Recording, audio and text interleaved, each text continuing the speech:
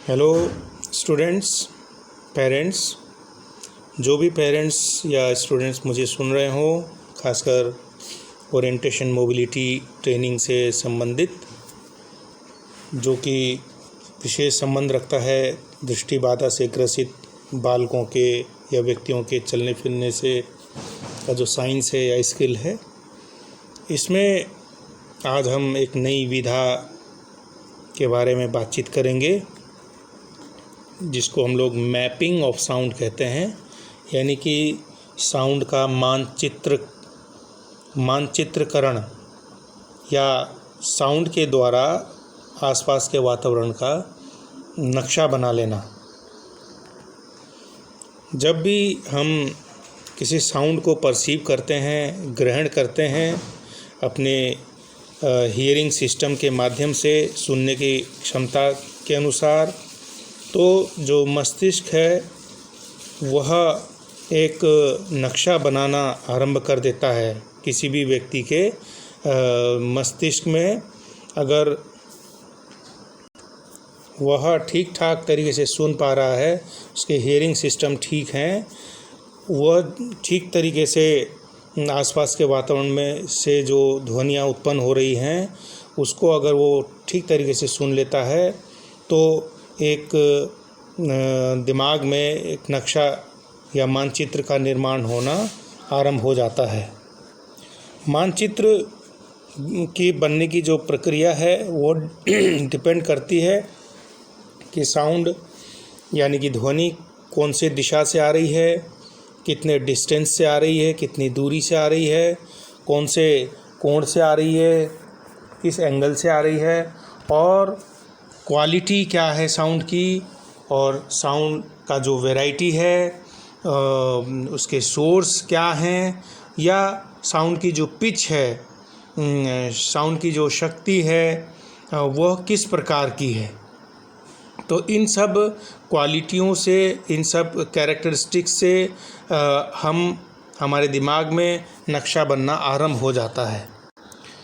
तो जैसे ही ये साउंड आने शुरू होते हैं तो हमारा दिमाग उन सोर्सेस को पहचानना शुरू करता है, रिकॉग्नाइज करता है और लोकेशन को आइडेंटिफाई करता है, तथा हमारे जो पिछले अनुभव रहे हैं, अगर उसी वातावरण में हम लोग पहले भी आए थे तो हमें याद आना शुरू हो जाता है और उस पर्टिकुलर वातावरण का नक्शा हमारे दिमाग में पुनर्स्थापित हो जाता है।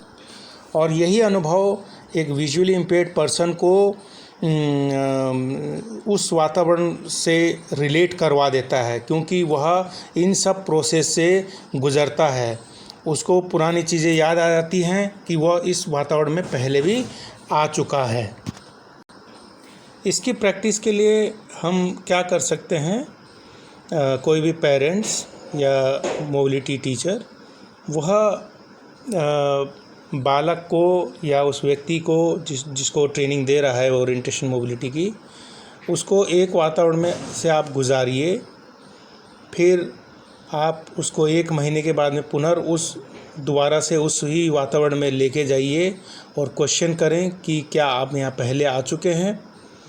तो उसको थोड़ा समय दें रिट्राइव करने के लिए, क्योंकि आसपास के वातावरण को सुनने के लिए थोड़ा समय चाहिए।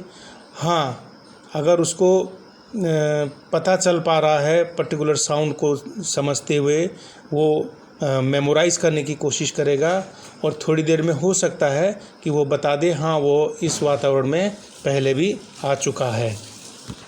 इसमें थोड़ा समय खर्च होगा, लेकिन आप उसको एक बार फिर से कुछ क्लूज़ देने की कोशिश करें। अगर वो पहचान नहीं पा रहा है, वैसे तो वो पहचान ही जाएगा, लेकिन आप उसको थोड़ा सा वर्बल क्लू देते हैं तो वो धीरे धीरे पहचानना शुरू कर देगा। और फिर उस वातावरण में आप फिर से 2 महीने के बाद में फिर ले जाएं, तब वो आसानी से पहचान लेगा। तो उसको यही बताना है कि आपने वातावरण को सुन करके किस प्रकार से पहचानना है।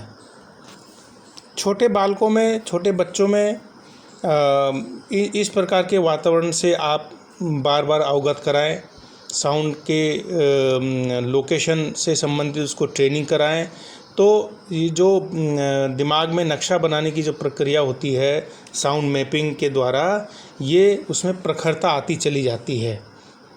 उसको अलग अलग वैरायटी के साउंड के पास आप लेके जाएं, उससे दूर लेके जाएं, उसके नज़दीक लेके जाएं, उसको बताएं, उसको अनुभव कराएं और उसको याद कराएं कि ये किस साउंड की वैरायटी है।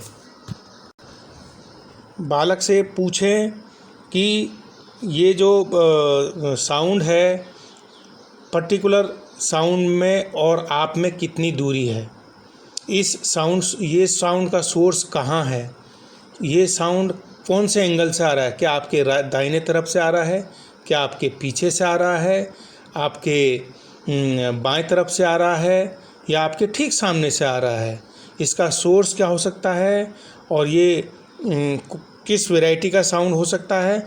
अगर आप इस प्रकार के प्रश्न पूछते हैं तो बालक के मन में या व्यक्ति के मन में उस साउंड के बारे में पूरी नॉलेज हो जाएगी और वो अन्य वातावरण में इसका प्रयोग कर पाएगा। तो ये था मैपिंग ऑफ साउंड।